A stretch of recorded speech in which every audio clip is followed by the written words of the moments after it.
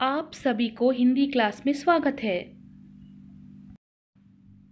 इस वीडियो में हम पाठ 8 यानी लेसन नंबर 8 राजा की आंखें खुली को पढ़ेंगे।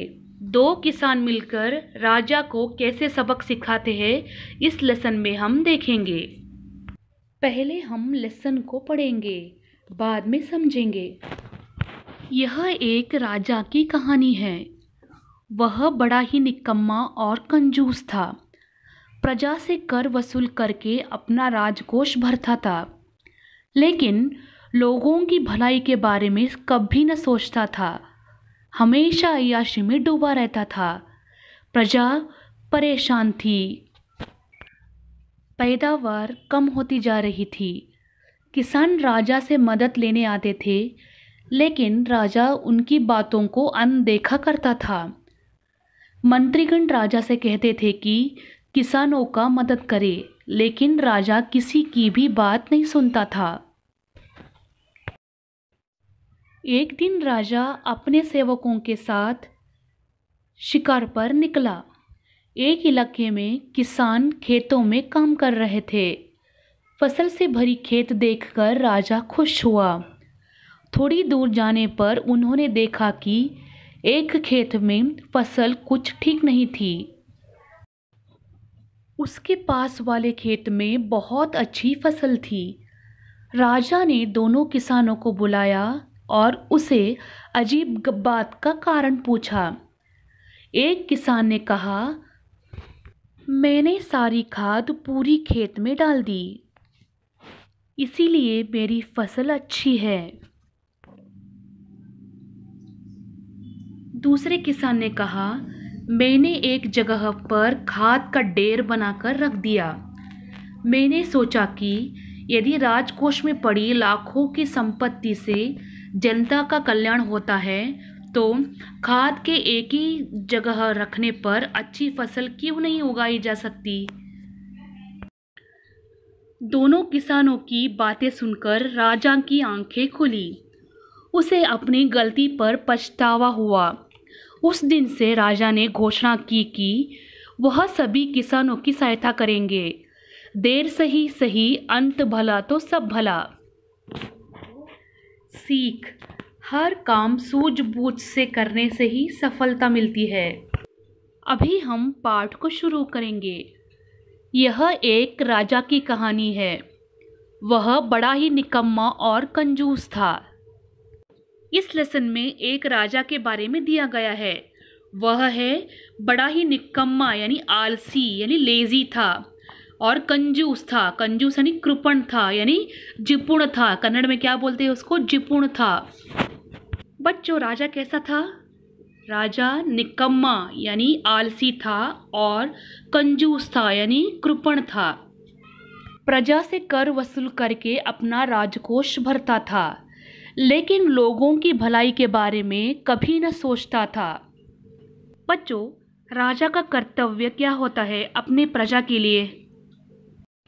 राजा का कर्तव्य यह होता है कि अपनी प्रजा की रक्षा करना और उनके सुख दुख में उसका साथ देना और किसानों की मदद करना, ये सभी राजा का कर्तव्य होता है। लेकिन इस कहानी में राजा अपना सभी कर्तव्य भूल गया था और ऐशाराम जिंदगी जीना चाहता था, यानी लग्जूरियस लाइफ जीना चाहता था। प्रजा की सहायता करने तो दूर, उसने उनसे ही कर यानी टैक्स वसूल करता था और अपना खजाना भरता था। राजकोष का मतलब है खजाना। क्या है राजकोष का मतलब? क्या है? खजाना यानी ट्रेजर। प्रजा के बारे में वह कुछ भी नहीं सोचता था। हमेशा अय्याशी में डूबा रहता था और प्रजा परेशान थे। राजा अपने खाने में, पीने में, नाचने में, गाने में फिजूल खर्च करता था, लेकिन प्रजा के बारे में कुछ भी नहीं सोचता था। राजा के बर्ताव से प्रजा बहुत परेशान थे। बच्चों, आप इस पिक्चर में देख सकते हो कि राजा प्रजा से कर वसूल करके अपना राजकोष भर रहा है, यानी टैक्स वसूल करके अपना खजाना भर रहा है। इस पैराग्राफ में हमने यह सीखा कि यह एक राजा की कहानी है। वह बड़ा निकम्मा यानी आलसी और कंजूस था। वह प्रजा से कर वसूल करके यानी टैक्स वसूल करके अपना राजकोष यानी खजाना भरता था। राजा बहुत फिजूल खर्च करता था, इसीलिए प्रजा बहुत परेशान थे। पैदावार कम होती जा रही थी। किसान राजा से मदद लेने आते थे, लेकिन राजा उनकी बातों को अनदेखा करता था। मंत्रीगण राजा से कहते थे कि वे किसानों की मदद करें, लेकिन राजा किसी की न सुनता था। पैदावार का मतलब है फसल कम होती जा रही थी, यानी कन्नड़ में क्या बोलते हैं उसको, बेಳೆಗಳು। बच्चों, पैदावार क्यों कम होती जा रही थी? क्योंकि किसानों को राजा से बीज लाने के लिए और गोबर लाने के लिए राजकोष से पैसे नहीं मिलती थी, इसीलिए पैदावार कम होती जा रही थी। किसान यानी फार्मर राजा से मदद लेने आते थे यानी हेल्प लेने आते थे, लेकिन राजा उनकी बातों पर ध्यान नहीं देता था। राजा को दरबार में बैठे हुए लोग बोलते थे कि किसानों की मदद करे यानी फार्मर का हेल्प करे, लेकिन राजा किसी का भी नहीं सुनता था। इस पैराग्राफ में हमने यह सीखा कि फसल कम होती जा रही थी क्योंकि राजा राजकोष से पैसा नहीं देता था, इसलिए मंत्रीगण बोलते थे कि किसानों की मदद करे, लेकिन राजा किसी की भी नहीं सुनता था। अभी हम अगले पैराग्राफ को पढ़ेंगे। अगले पैराग्राफ में आता है, एक दिन राजा अपने सेवकों के साथ शिकार पर निकला। बच्चों, राजा कहाँ गया? राजा अपने सेवकों के साथ शिकार पर गया। शिकार का मतलब है हंटिंग। एक इलाके में किसान खेतों में काम कर रहे थे। फसल से भरी खेत देखकर राजा खुश हुआ।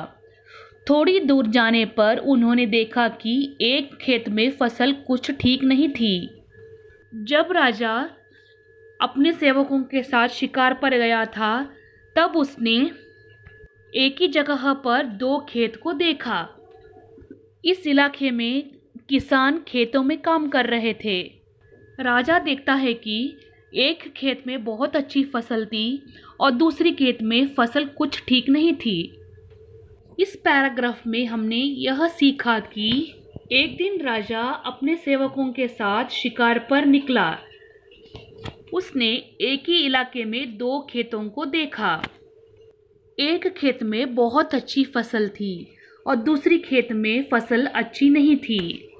जैसे कि आप देख सकते हो कि पहली पिक्चर में बहुत अच्छी फसल है और दूसरी पिक्चर में फसल कुछ ठीक ठाक है, यानी कुछ ठीक नहीं है। उसके पास वाले खेत में बहुत अच्छी फसल थी। राजा ने दोनों किसानों को बुलाया और उसे अजीब बात का कारण पूछा। एक किसान ने कहा, मैंने सारी खाद पूरी खेत में डाल दी, इसीलिए मेरी फसल अच्छी है। राजा ने देखा कि एक खेत में फसल अच्छी थी और दूसरी खेत में फसल कुछ ठीक नहीं थी, इसीलिए राजा ने दोनों किसानों को बुलाता है और उसे इस बात का कारण पूछता है।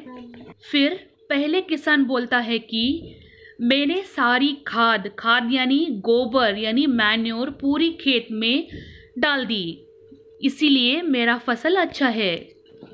बच्चों, पहले किसान क्या कहता है? पहले किसान कहता है कि मैंने सारी खाद यानी फर्टिलाइज़र पूरी खेत में इक्वली स्प्रेड किया है, इसीलिए मेरी फसल बहुत अच्छी है। इस पैराग्राफ से हमने यह सीखा कि राजा ने देखा कि एक खेत में बहुत अच्छी फसल है और दूसरी खेत में फसल कुछ ठीक नहीं है, इसीलिए राजा ने दोनों किसानों को बुलाता है और उसे अजीब कारण पूछता है। पहले किसान बोलता है कि मैंने सारी खाद पूरी खेत में डाल दी, इसीलिए मेरी फसल अच्छी है। खाद यानी मैन्योर यानी फर्टिलाइज़र मैंने पूरी खेत में डाल दी, इसलिए मेरा फसल बहुत अच्छी है। दूसरे किसान ने कहा, मैंने एक जगह पर खाद का ढेर बनाकर रख दिया। मैंने सोचा कि यदि राजकोष में पड़ी लाखों की संपत्ति से जनता का कल्याण होता है तो खाद के एक ही जगह पर रखने पर अच्छी फसल क्यों नहीं उगाई जा सकती। बच्चों, पहले किसान क्या बोलता है? पहले किसान कहता है कि मैंने सारी खाद पूरी खेत में डाल दी। अभी दूसरी किसान बोलता है, मैंने एक जगह पर खाद का ढेर बनाकर रख दिया। ढेर का मतलब है गुम्पो। दूसरे किसान ने खाद यानी मैन्योर को ढेर बनाकर रख दिया। बच्चों, आप इस पिक्चर में देख सकते हो कि दूसरी किसान ने खाद को एक ही जगह पर रख दिया। बच्चों, जैसे कि आप जानते हो, पहली किसान क्या किया था? पहली किसान ने खाद को पूरी खेत में डाल दिया था। दूसरी किसान क्या किया था? दूसरे किसान ने खाद का ढेर बनाकर रख दिया, यानी एक ही जगह पर रख दिया। बच्चों, दूसरे किसान ने क्या सोचकर खाद का ढेर बनाकर रख दिया था? बच्चों, किसान ने यह सोचा कि अगर राजकोष यानी खजाने में पड़ी लाखों रुपए से आप सोचते हो कि जनता का कल्याण हो रहा है, इसीलिए दूसरे किसान ने सोचा कि खाद का ढेर बनाकर रख दिया तो क्यों ना अच्छी फसल उगाई जा सकती। बच्चों, आपके नज़रिए से किसके खेत में अच्छी फसल उगते हैं? इस प्रश्न का यह उत्तर है कि पहले किसान के खेत में बहुत अच्छी फसल उगती है, क्योंकि उसने खाद को पूरी खेत में डाल दिया था, इसीलिए उसका फसल बहुत अच्छी थी। अभी हम आखिरी पैराग्राफ को पढ़ेंगे। दोनों किसानों की बातें सुनकर राजा की आंखें खुली। उसे अपनी गलती पर पछतावा हुआ। उस दिन से राजा ने घोषणा की कि वह सभी किसानों की सहायता करेंगे। देर से ही सही, अंत भला तो सब भला। पहले किसान ने राजा को सबक सिखाने के लिए खाद को पूरी खेत में डाल दी। अभी दूसरी किसान ने क्या किया? दूसरी किसान ने खाद का ढेर बनाकर रख दिया। इसीलिए राजा को एहसास हुआ कि संपत्ति एक ही जगह पर रखने से जनता का कल्याण नहीं होता है। संपत्ति को लोगों में बांटने से उसका कल्याण होता है। दोनों किसानों की बातें सुनकर राजा की आंखें खुली।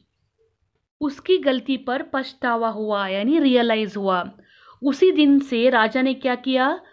उसी दिन से राजा ने घोषणा की कि वह किसानों की मदद करेंगे। अंत भला तो सब भला। इस लेसन का सीख यह है कि हर काम सूझबूझ से करने से ही सफलता मिलती है। हर काम सोच समझकर करने से ही सफलता मिलती है। सफलता यानी सक्सेस मिलती है। इस पैराग्राफ से लेसन नंबर 8 यानी राजा की आंखें खुली समाप्त होता है। अगली वीडियो में हम पाठ के संबंधित शब्दार्थ, रिक्त स्थानों को पूर्ति कीजिए, निम्नलिखित प्रश्नों का उत्तर दीजिए, किसने किसको कहा और ओन सेंटेंसेस को पढ़ेंगे। धन्यवाद।